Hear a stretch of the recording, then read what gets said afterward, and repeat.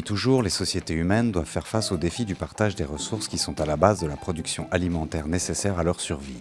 L'eau, évidemment, à la base de toute vie, mais aussi l'énergie, qu'elle soit mécanique, électrique ou calorifique, sont désormais devenues des ressources plus rares, disputées par les communautés dans un contexte climatique défavorable. Dans le Sahel, la situation s'est récemment dégradée en raison de l'intensification des conflits armés, provoquant un stress supplémentaire, cause de nouvelles tensions entre les communautés.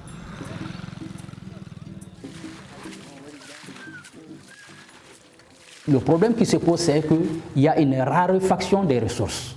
Donc c'est cette raréfaction des ressources qui fait que, justement, il y a une grande convoitise et ça amène des tensions. Ces conflits ont toujours existé en milieu paysan et dans nos communes.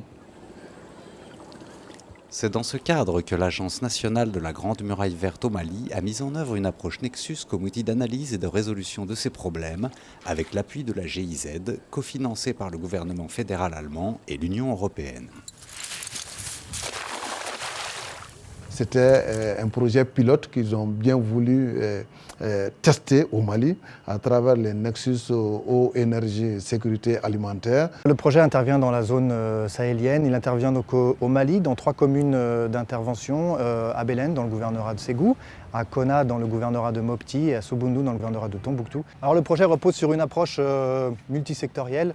On essaie d'avoir une approche systémique, de bien comprendre tous les facteurs autour de ces conflits. Donc l'outil qu'on est en train de développer actuellement s'inscrit au niveau local pour les différentes décisions en matière de gestion apaisée des ressources naturelles. À l'issue de la phase de diagnostic, des solutions concrètes aux conflits sont proposées puis discutées de façon participative par les parties prenantes. Ce sont les plans d'action. Nous commençons aujourd'hui ces processus d'élaboration des conventions de gestion des ressources naturelles. Cette convention-là rentre dans le cadre de prévention et gestion des conflits. L'objectif final de cette convention, c'est pour permettre que tous ces acteurs-là travaillent dans leur domaine sans qu'il y ait de chevauchement, sans qu'il y ait de piétinement des valeurs des uns et des autres. La gestion et l'exploitation des bourgoutières, les interdictions. La mise en œuvre de plans d'action efficaces et acceptés par la communauté représente l'étape suivante du processus. Le projet Frexus financera au moins une des actions prioritaires décidées par les parties prenantes. La commune de Sobundu, c'est une commune composée de 54 villages répartis de part et d'autre du fleuve Niger. Il y a eu un diagnostic communautaire qui a regroupé toutes les communautés, toutes les sensibilités, les éleveurs, les pêcheurs, les femmes, les jeunes, les agriculteurs, les élus. D'où nous avons retenu quand même, là où on avait connu beaucoup de conflits, c'est surtout la mare de Koboro, une mare de 4000 hectares qui est partagée par 7 villages.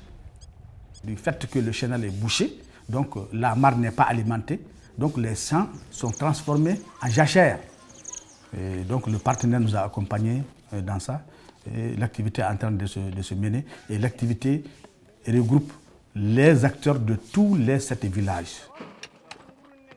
Pour accompagner au mieux les acteurs du processus participatif, le projet Frexus met à leur disposition un système de renforcement de capacités plurisectorielles ainsi qu'un large programme d'action de sensibilisation. Toutes les populations impliquées sont ciblées, notamment par le recours aux diffusions radiophoniques locales.